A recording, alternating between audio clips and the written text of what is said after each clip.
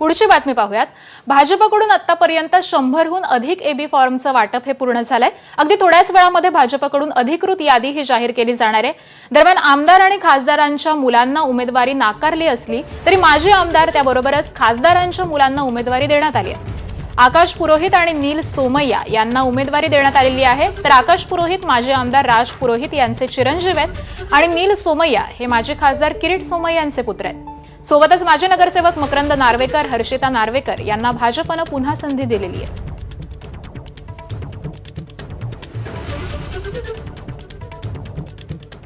आणि मुंबईमध्ये भाजपकडून उमेदवारी देताना युवा चेहऱ्यांना भाजपकडून प्राधान्य देण्यात आलेलं आहे।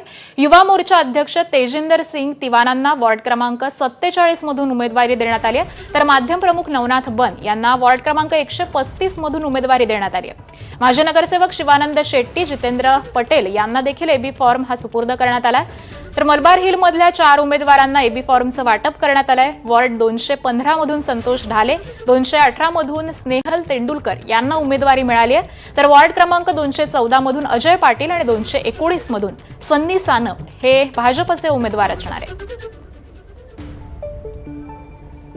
तर मुंबईमध्ये आता भाजपकडून एबी फॉर्मचं वाटप करण्यात आलेलं आहे। यामध्ये प्रामुख्याने भाजपकडून अनेक नवख्या चेहऱ्यांना संधी देण्यात आलेली आहे, तरुण चेहऱ्यांना संधी मिळालेली आहे। आणि यानंतर आता उमेदवारी अर्ज भरण्यासाठी देखील आज या सगळ्याच उमेदवारांकडून सुरुवात होईल। माध्यम प्रमुख नवनाथ बन हे 135 वॉर्डचे उमेदवार आहेत। तर युवा मोर्चाचे अध्यक्ष तेजिंदर सिंग यांना देखील उमेदवारी देण्यात आली आहे। छत्रपती संभाजीनगर